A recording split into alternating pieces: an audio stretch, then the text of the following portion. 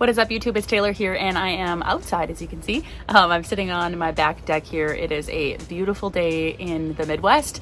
I think it's like 95 something degrees like that today, and I figured it was a perfect spot to create a video for you today. And with that, if you guys have any questions before I get started here on on employee benefits, on the insurance industry in general, please drop them below. I'd love to be able to answer questions about that for you, and we'll jump right in. What I wanted to chat about was, I think there's a lot of misconceptions about what salespeople do and what I do. So I wanted to make a video to explain what I do on a daily basis, as well as a weekly, monthly, annual basis, things like that. So of course, salespeople get a bad rap because a lot of people that are in sales, maybe more people than we know, maybe more people than we want to admit, but they have what I like to call commission breath, right? So people that are absolutely trying to sell to make a quick buck. And of course, that's why we're here, right? That's why we're doing what we do. And the really, really great salespeople, in my opinion, are people that go above and beyond, and that their souls are filled by making a positive impact and actually serving their clients and their prospects. And that is really what I've come to love about what I do on a daily basis. So I am in an employee benefits industry. So I help service and maintain my clients, as well as go out and get new clients. So what that means is basically, if you have a job and they offer you health insurance, dental, vision, income replacement, life insurance, all of those things, my company and my team can help with. So I started out just doing the voluntary side of those benefits. So I would just do disability, accident, life insurance, cancer, some of those more, the voluntary side of things is kind of the verbiage we like to use. But over the years, I basically realized that there was a lot of other things I could do to help with businesses. And so I started to add different carriers and things like that into my company and into my, what I can offer. And the great thing about what I do is that I am an independent contractor. So I am basically paid from all of these, different avenues that I have clients with through that. So basically what I do is I am paid 100% on commission. And a lot of people in this industry have the same thing. But what I've really done differently is that I've been persistent, and I've been professional, and I've also brought value when a lot of people in this industry don't do that. And I think that there's, great people out there in all industries, and obviously there's some stinkers too, but that's just the way that it goes in any industry. So that's really what I, pride myself in, is that I really make a connection with people, whether it's the prospect, the client, the owner of the company, whatever that would be, or the actual employee that I'm sitting there chatting with about what specific benefits they want to use to customize. So how I go about this is, when I first started, and when anybody in sales, especially in this industry, gets started, they are 100% focused on getting on new business. Of course, that just makes sense. So that process would look like calling people, literally cold calling people, introducing myself and trying to make a great impression and trying to get a meeting booked. In addition to sending emails and doing in-person drops. So essentially what we're just trying to do is get out there and meet as many people as possible. There's days that I would literally stop at 30 to 40 businesses to just get out there and to see as many people as I possibly could. And there's days that I've made hundreds of phone calls in one day as well, just plowing through and getting through names and finding people that are, interested in talking to me about benefits.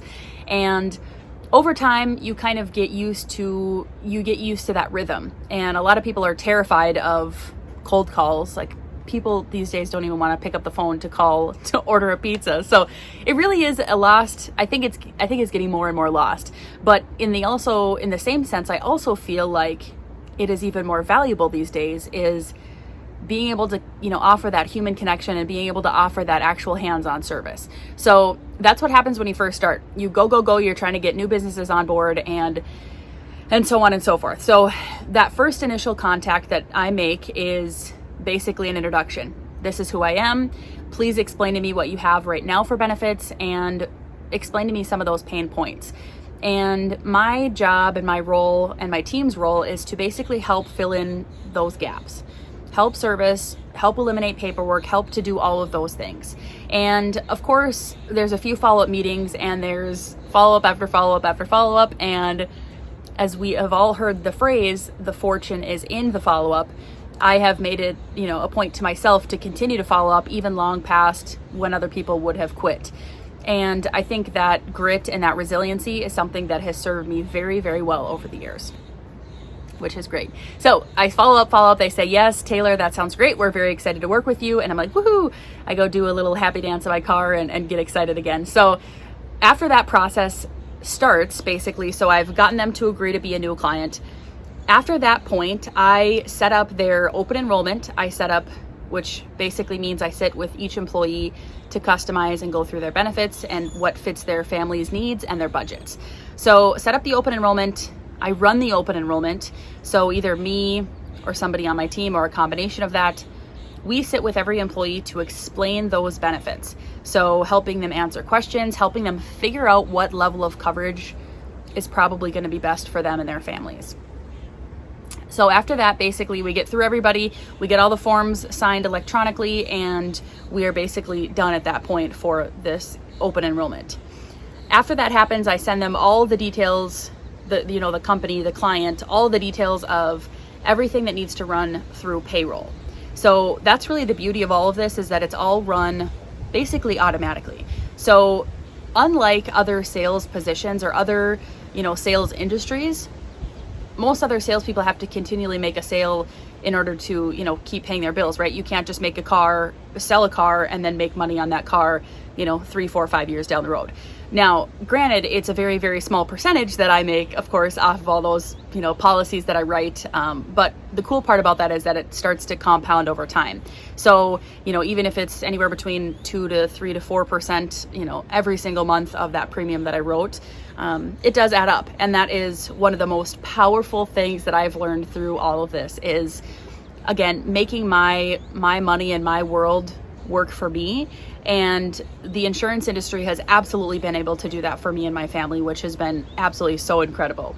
So that's really, again, when you're starting off, you're focusing mainly on new business. What happens is over time you get on all these new accounts because you're so great, and then all of a sudden it switches to part servicing those existing clients, and of course always focusing on the new business, because as we all know, if you're not green in growing, you're dying. So new business is always where it's at, and you kind of learn to split your time. So now on the servicing side of things, we help people's questions all the way from what dentist is in network to, Taylor, can you help me reorder my cards? Or, oh, I got in an accident and I need help filing a claim. So there's a lot of other things that happen on the other side of that, on the servicing side, that oftentimes people are not really obviously aware of.